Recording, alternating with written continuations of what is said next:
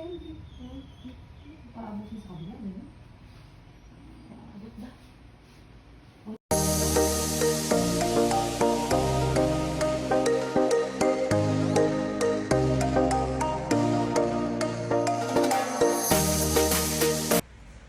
Hello! Mayroon akong tip na ibibigay sa inyo. Kung tayo ay may handaan, may natirang pansit, itabi lang natin sa rep o sa isang tabi na hindi siya mapapanis. Katulad nito, may birthday kahapon, itinabi ko at hindi naman siya naubos. Pwede natin itong gawing lumpia, lumpiang pansit kung tawagin. Lumpiang pansit. Bumili ko ng pambalot ng lumpia, yung lumpia wrapper. Tapos, babalot natin dito sa lumpia wrapper. Yan. Na para siyang lumpia talaga o yung lumpiang prito, yung gulay. Yan. Tapos, meron tayo ditong pandikit. Ang ating pandikit ay yung harinang tinunaw sa tubig.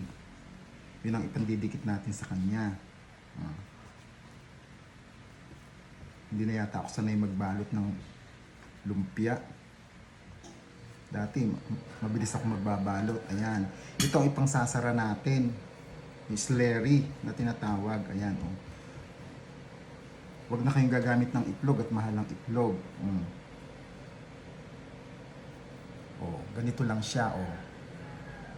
Kaya lang, pag minsan sumasabog sa gilid, lagyan na lang natin para magsaras siya. Ayan. Ayan, matatapos na nating balutin ang lumpia, ang ating lumpiang pansit.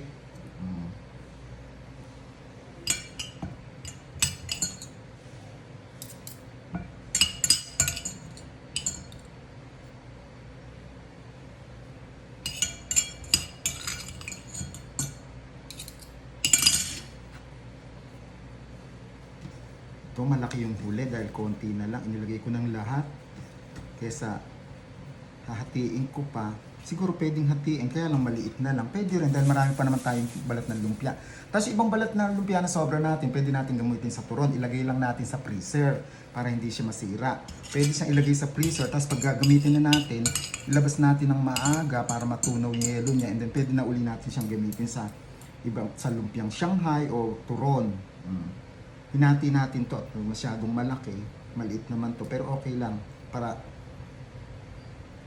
hindi siya masyadong malaki. Ayan, dalawang kagatan lang okay na. Ayan,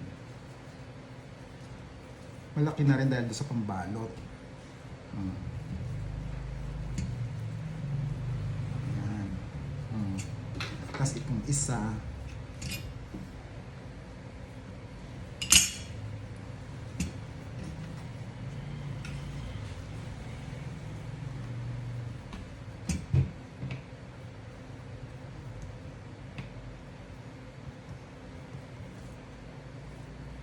yan, ito na yung nagawa natin. Ang dami, di ba? Sa yung leftover nating pansit. Kaya wag natin itatapon. Basta may natira, itabi lang natin. At pwede natin gawin ganito. Recycle natin. Hindi yung itatapon natin or baka mapanis lang. Ilagay natin sa rep. Kasi kung nagsawa na, pwede natin gawin ganito. Tingnan nyo. Pwedeng merienda at pwedeng ulam. Mamaya iluluto na natin to. Pagpainit na tayo ng kawali, ng mantika sa kawali. Magpapainit na tayo ng mantika dito sa kasirola. Mas mainam sa kasirola kasi mas matipid sa mantika. Hindi ka pa sa kawali na aksayadong mantika, hindi malulubog sa mantika yung ating inilulutong lumpia. Hintayin lang natin itong uminit at isasalang na natin yung ating mga lumpia.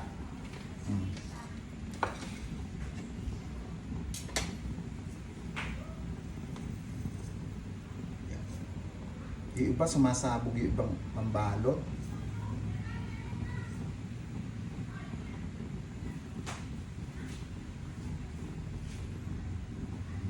Excited na ako, parang ang sarap niya.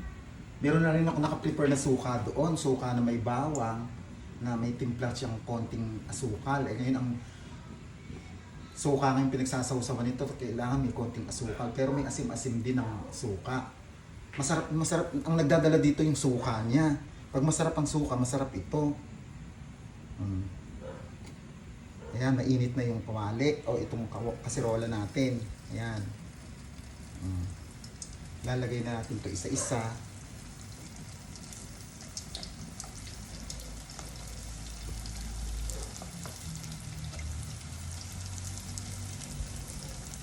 Ayan.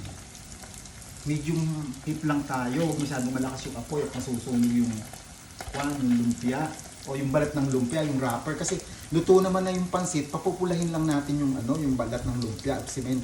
Yung palulutungin lang natin. Hindi na natin siya kailangan lutuin yung loob dahil luto naman na ang pansit. Hintayin lang natin pumula-pula siya at bibilingin na natin.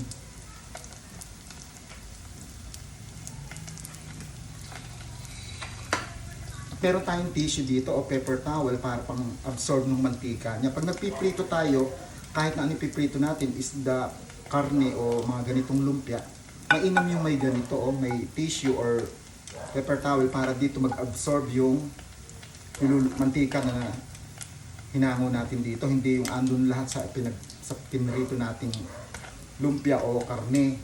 Ayan, ma-absorb niya dito.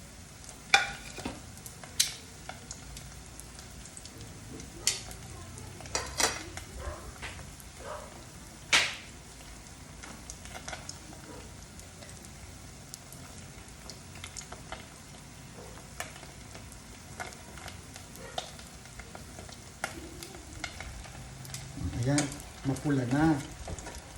Pwede natin hanguin. Ayan o, mapula na yan mga lumpia natin ipinrito. Ayan, ganito lang kapula. Huwag natin masyadong pupulahin o baka masunog, mapait siya. Ayan.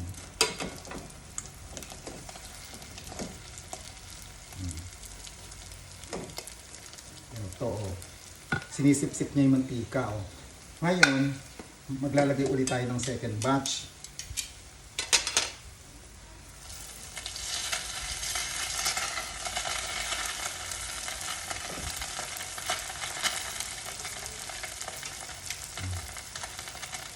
Hintayin uli natin siyang pumula hanggang sa matapos nating maiprito lahat.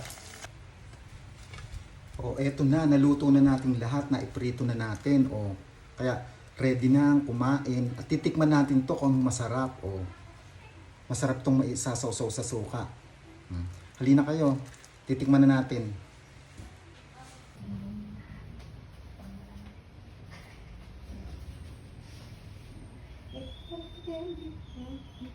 Paabutin sa kabila, di ba? Abot na.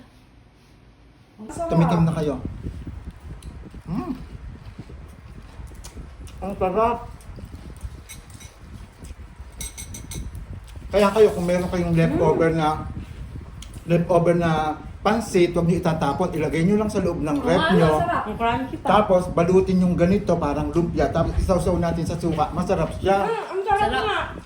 Ano ba yung nilagay Hindi mo sayang. dito? Basta wala, yung leftover lang na pansit, tapos binalot ko, tapos nagawa ng sukang masarap. Oh.